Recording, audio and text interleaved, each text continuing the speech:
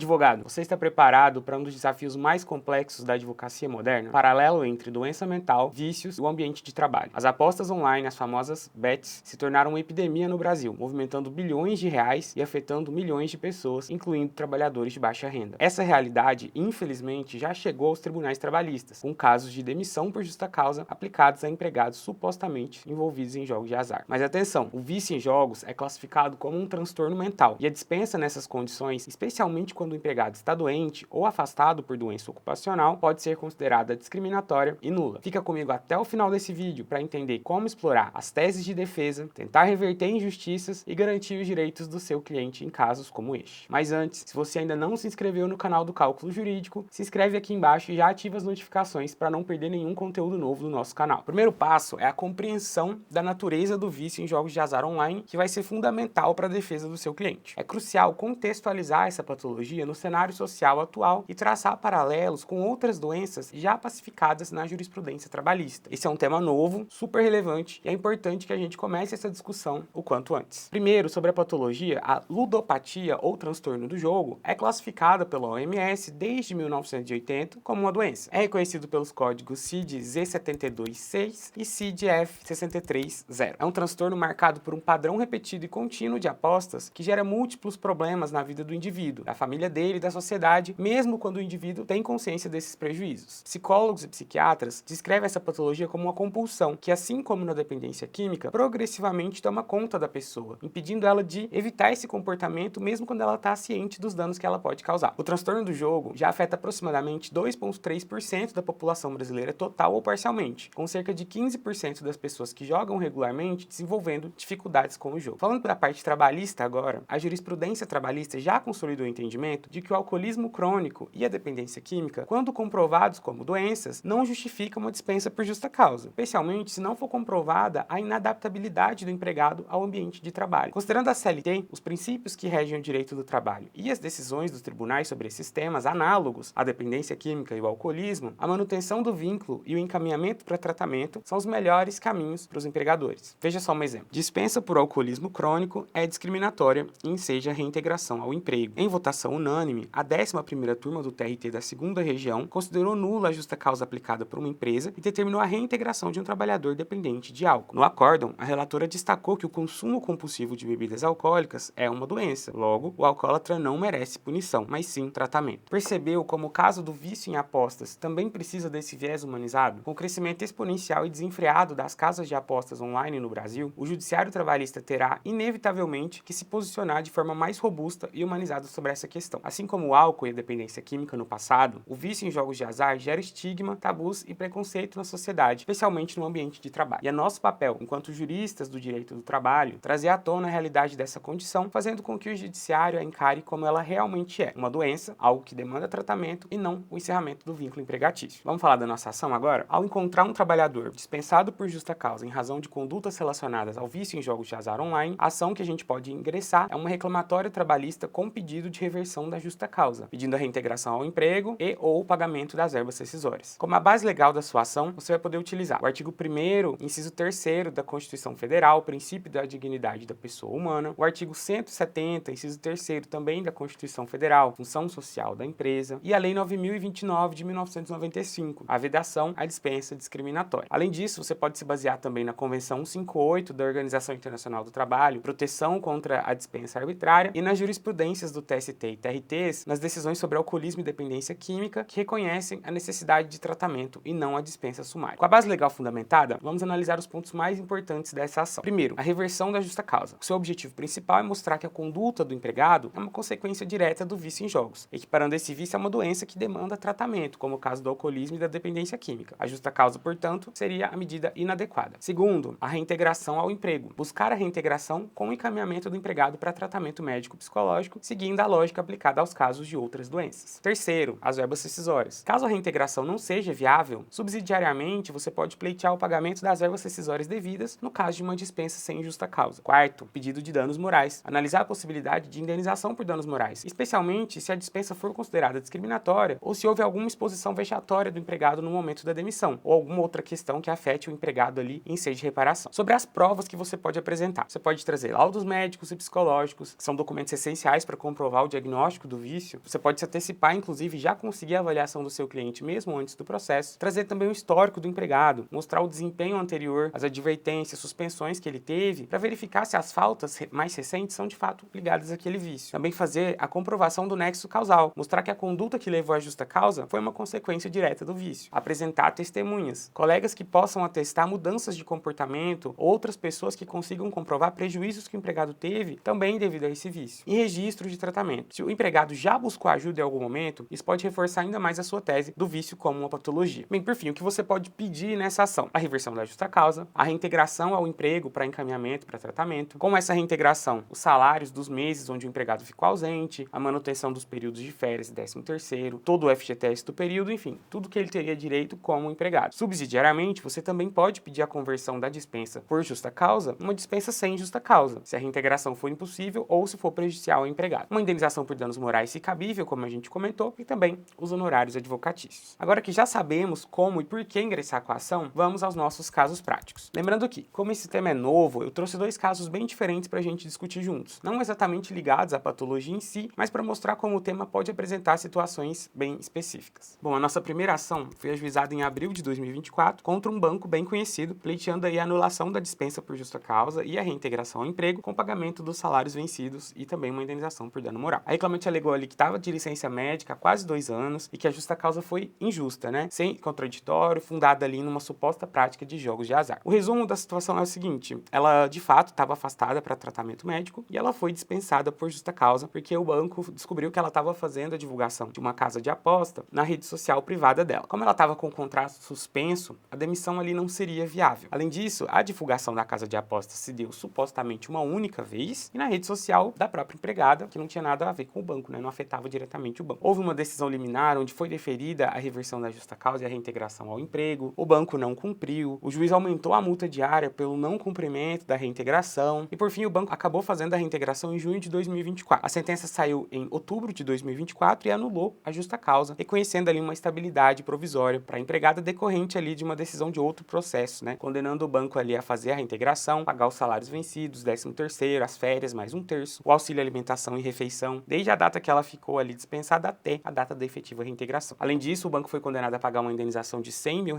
para ela e recolher todo o FGTS do período. Ainda no mês da sentença, em outubro de 2024, o banco apresentou recurso buscando reverter a nulidade da justa causa e da condenação, alegando ali que de fato ela praticava, né, os jogos de azar nas redes sociais. Disse também que a doença pela qual ela estava afastada não era ocupacional. Mas antes desse recurso ser julgado, eles fizeram um acordo em fevereiro de 2025 e aí a empregada teve o pagamento ali de horas extras, sem integração, auxílio alimentação, danos morais ali de diversas formas, algumas indenizações, correção monetária e juros. O total do acordo foi de R$336 mil, R$618,55, isso só para reclamante, mais R$160 mil de honorários pro advogado dela, 175 mil de honorários sucumbenciais e 85 mil de honorários contratuais. Vamos dar uma olhada num trecho da sentença agora? Nesse contexto, diante do cenário fático probatório, não foram minimamente provadas, principalmente quanto à habitualidade à prática do jogo de azar. Ratifico ainda a tutela de emergência deferida a fim de manter a decisão que determinou a reintegração, observadas as mesmas condições anteriores vigentes antes da dispensa, com todos os direitos e vantagens decorrentes do período desde a demissão ilegal até a efetivação da reintegração. Vejam então que nesse caso o juiz anulou a dispensa por justa causa e efetivou a reintegração que já havia sido concedida anteriormente com o pagamento do salário de todo o período ali, dizendo que de fato o banco não comprovou que a prática de jogo de azar habitual aconteceu. O vídeo que o banco apresentou, que era um vídeo da rede social dela, não tinha data, era um único vídeo também, algo que não comprovaria ali a habitualidade da coisa, né? Acabou que não tinha um conjunto probatório forte o suficiente para manter a dispensa por justa causa. Bom, agora vamos falar do nosso segundo estudo de caso de hoje. Esse reclamante foi dispensado em 2002 por justa causa, com a alegação de ter desviado valores para a própria conta bancária. E eu achei interessante trazer pra gente, eu disse, né, que nem tudo que a gente ia falar aqui tá ligado à patologia, e parece um caso muito antigo, mas que teve uma solução recente. O banco ajuizou uma ação de consignação para depositar a parte das verbas rescisórias dele lá na época, em 2002, e pedindo o restante do valor que ele havia desviado do banco. Segundo o banco, era quase R$150 mil.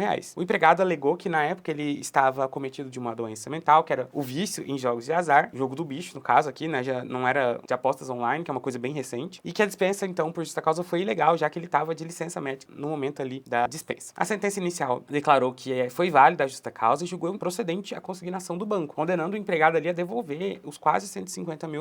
Houve um recurso ao Tribunal Regional do Trabalho e aí no recurso disso, o acórdão saiu em agosto de 2019, vejam como eu disse que demorou, né? E aí o TRT reconheceu que na data da dispensa, lá em 2002, o empregado estava de fato de licença médica e a perícia comprovou ali que a doença mental que ele alegou, de fato, estava ali, né? E ele foi demitido em 2002, a perícia aconteceu só em 2017, 15 anos. Então, com isso, o juiz anulou a justa causa e converteu em dispensa sem justa causa, né? Condenando o banco ali a pagar um aviso prévio de 84 dias, salário, férias, 13º e FGTS também. O pedido de reintegração foi indeferido porque o empregado já estava aposentado por invalidez quando a decisão saiu. E aí o pedido também de restituição que o banco tinha feito lá no começo também foi indeferido. Não houve honorários sucumbenciais porque a ação é anterior à reforma trabalhista e as custas ficaram definidas ali em R$ 200 para o banco. Por fim, o banco até tentou entrar com recurso ali, mas não deu certo e o reclamante ingressou com o processo de execução e conseguiu receber um montante total de R$ 78 mil no fim do processo. Vamos ver juntos agora um trecho da sentença? Nesse contexto, ressalto que é possível afirmar que a conduta do empregado encontrava-se acobertada por vício de consentimento, já que a perícia da psicóloga, que foi ali acompanhada por assistente social e por um médico, nessa perícia o próprio empregado relatou que fez as transferências indevidas com a finalidade de saldar dívidas, passando a jogar ali no jogo do bicho na época. Disse também que ele tinha um transtorno depressivo não especificado, o que validou de fato a perícia realizada lá em 2002, que seria muito mais precisa do que uma perícia feita agora em 2017. Algo bem interessante pra gente levar dessa decisão é que a doença de vício em jogos de azar muitas vezes está bem relacionada a outros transtornos mentais também, como a depressão, a ansiedade. Às vezes a pessoa acaba jogando como uma consequência para tentar aliviar algum tipo de estresse ou algo nesse sentido, de algo já relacionado a uma doença pré-existente. Bem, a gente viu os nossos dois casos aqui, agora a gente vai falar de honorários. Na justiça trabalhista, é bem comum a gente ter então os honorários sucumbenciais e os honorários contratuais. É lógico que essa ação aqui tem um caráter humanizado, né? E é isso que a gente está tratando aqui, uma tese nova com um caráter humanizado, mas você como advogado pode e deve cobrar os seus honorários nesse caso também. Sobre os honorários sucumbenciais, são aqueles honorários que o juiz vai definir na sentença, eles podem variar de 5 a 15% sobre o valor da causa, e os honorários contratuais são aqueles que você vai firmar com o seu cliente ali antes de ingressar com a ação. E aí vai depender muito da sua região, de como você já atua. Se você tiver dúvida em saber como cobrar, você pode consultar outros colegas, mas o que eu vejo aí em média são colegas cobrando entre 20% e 30% do êxito da ação para ingressar com as reclamatórias. Só a título de curiosidade, então, no caso 1, a gente teve 160 mil de honorários que foram designados em acordo, né? Eles fizeram um acordo com o banco. No caso 2, eu considerei, então, os R$ 78 mil